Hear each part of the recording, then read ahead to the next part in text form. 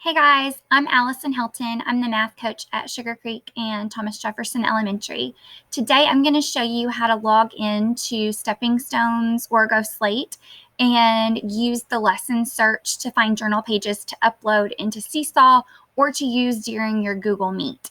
So you just go to Clever and use your Origo Slate icon to go ahead and get logged into Stepping Stones. From there, there's this icon right here with the magnifying glass and the piece of paper. It's called Standard Search, and you're just going to click that, and all these grade levels appear across the top. So all you have to do is just double click on your grade level, and that grade level should show up for you. So pick the standard that you're wanting to find lessons for. So today I'm going to look at arrays relating to multiplication. So I'm going to go down to my measurement and data standards, and then I'm going to click on the standard that I want, and it'll pull up the lessons that relate to that.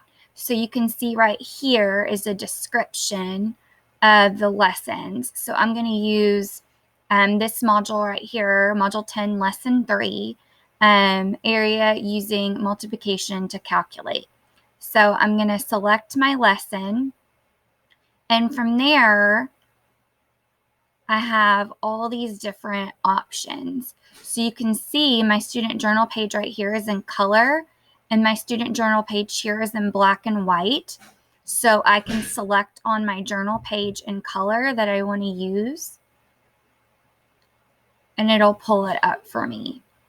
And then you have a zoom in feature right here if you want to kind of look at it a little more closely.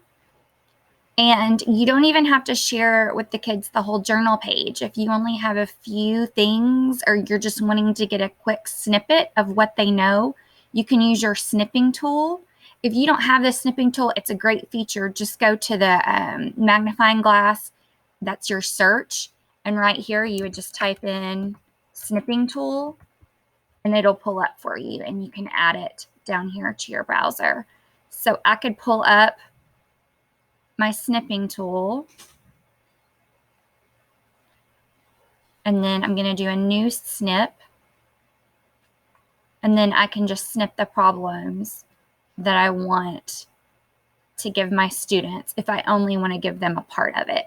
Or I could snip the whole journal page, either way, whatever I'm wanting them to do.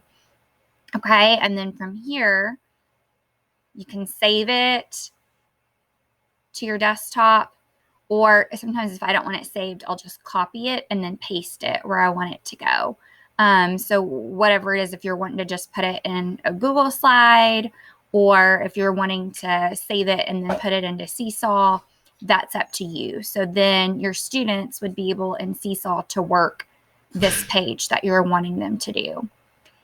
If you're wanting them to do the full journal page, you have tools right here. So if you really want to, highlight the directions, I could click on the highlighter and then choose my color and highlight right there. Sorry, I didn't do a very good job of that, but highlight that. Or I could use a pen tool and say, hey, I really want you to focus on this part of the problem right there. And so you have tools you could use, and then you could snip it with your highlight or your pen marks on there. So the students would see where you highlighted or circled something for them to be able to see. So that's kind of a cool feature that's within Stepping Stones on those journal pages. And then when you wanted to X out, you just X out right here where it says Close Viewer down here at the bottom. And then I'm back where I started. So again, I can go to my standard search, and you can see where I've selected third grade is all that I've got on there. So then I wanted to show you a couple other resources. So the student journal pages are within every lesson. The different lessons vary, but this particular lesson has slides on it. So I wanted to show you this feature. So these slides you could use as a number talk when you're talking about introducing multiplication with area. So you can see I have some different slides, and I could even, if I pull this up into Google Meet, I could even write on there and notate my students' thinking of what they were saying. and there's different slides throughout. So you didn't have to do them all. You could just pick a few that you wanted to do. You could just pick one that you wanted to talk about and do that day. Also, within this, there's different assessments. There's a pre-test. There's additional activities such as word problems. So if I clicked on this word problem, it brought up some more stuff below. So again, I can pull up the slides with the word problems and it'll show me a word problem. See, this is only one of one, but it'll show me a word problem that ties into the concept that I'm trying to use. So this might be helpful just to have another resource as well as exemplars and your curriculum guide as far as using word problems. Some other features I wanted to show you guys, I'm going to go into a different grade. So let's say if I went into kindergarten and move that over. Let's see, if I wanted to look at that cardinality piece, so maybe I want to look at creating groups of pictures to match numerals.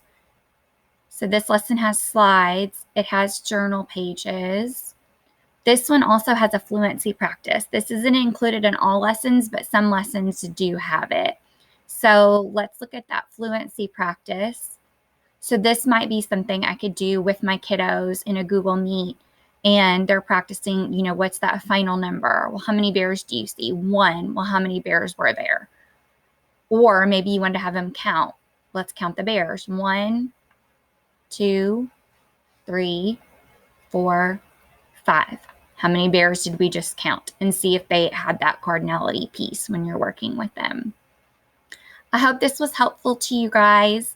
Hopefully this is a tool that will be really helpful using digital learning and the blended learning in the classroom.